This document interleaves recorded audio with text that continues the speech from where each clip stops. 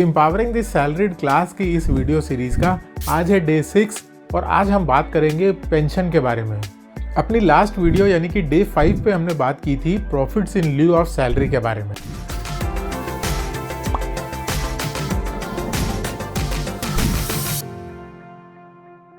हाय, मेरा नाम है Gurpreet Singh Bhalla, husband of a Wonder Woman and a proud father of a super naughty girl. I am a chartered accountant, a certified indirect tax and GST expert turned YouTuber, having experience of more than 10 years and founder of YouTube channel Consult Gurpreet.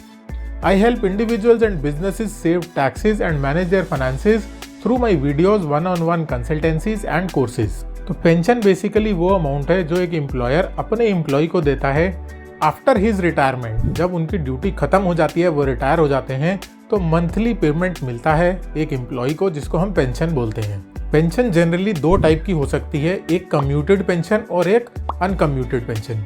Uncommuted pension basically एक normal pension हो गई जहां पर आपको हर महीने आपके account में pension का अमाउंट मिल जाता है। कम्यूटेड पेंशन वो होती है जहां पर आप अपनी फ्यूचर पेंशन का कुछ पर्टिकुलर पोर्शन को फॉरगो करके उसको आज की डेट में ही एडवांस में अपने एम्प्लॉयर से ले लेते हैं इन लमसम। अनकम्यूटेड पेंशन की बात करें तो उस पर कोई भी एग्जेम्पशन नहीं है, वो पूरी तरह से टैक्सेबल होती है, चाहे गवर्नमेंट एम्प्लॉयज का केस हो चाहे नॉन गवर्नमेंट एम्प्लॉयज का केस हो। और अगर हम बात करते हैं कम्यूटेड पेंशन की, तो कम्यूटेड पेंशन पार्शियली या फुल्ली एग्जेम्प्ट हो सकती है।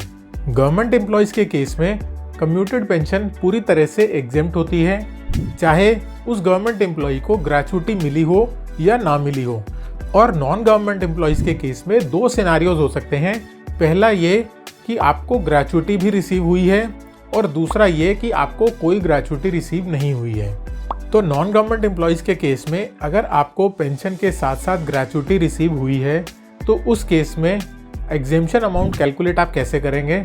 जितनी पेंशन आपको टोटल में मिलनी चाहिए थी, जिसके लिए आप एंटाइटल्ड थे, उसका 1/3 अगर आप कर देंगे तो उतना अमाउंट आपके लिए एग्जेम्प्ट कम्यूटेड पेंशन की कैटेगरी में आएगा। अगर उससे ज़्यादा पेंशन आप कम्यूट करवाते हैं तो उस अमाउंट के ऊपर जितना भी पेंशन कम्यूट कराया आपने उस पर आपको टैक्स देना पड़ेगा। और अगर आपको ग्रेचुइटी रिसीव नहीं हुई है सेकंड सिनेरियो में, जितनी पेंशन आपको मिलनी चाहिए थी उसका हाफ आप कर देंगे तो वो आपका एग्जेम्प्ट कम्यूटेड पेंशन की लिमिट होगी। उसके ऊपर जो भी पेंशन आपने कम्यूट करवाई होगी उस पर आपको टैक्स देना पड़ेगा।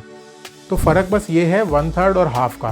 पेंशन के केस में इनकम टैक्स रिटर्न फाइल करते समय आपको पेंशनर कैटेगरी चूज करना है एम्प्लॉय कैटेगरी में, और आप एग्जेम्पशंस में जाकर कम्यूटेड पेंशन का एग्जेम्पशन क्लेम कर सकते हैं। अगर किसी एम्प्लॉय की डेथ हो जाने के केस में उसकी फैमिली उसकी पेंशन रिसीव करती है तो वो पेंशन उस केस में इनकम फ्रॉम अदर सोर्सेज में टैक्सेबल होगी। अगर तो फैमिली मेंबर्स लमसम पेमेंट या कम्यूटेड पेंशन रिसीव कर रहे हैं तो उस केस में वो टैक्सेबल नहीं है, वो पूरी तरह से एग्जेम्प्ट होगी। और अगर family members uncommuted pension receive कर रहे हैं तो उस केस में जो एग्जेम्पशन है वो एक लिमिट तक ही मिलेगी, और वो लिमिट है 15,000 रुपये या 1/3 of the uncommuted pension received. इन दोनों में से जो भी कम होगा उतनी एग्जेम्पशन आप क्लेम कर सकते हैं।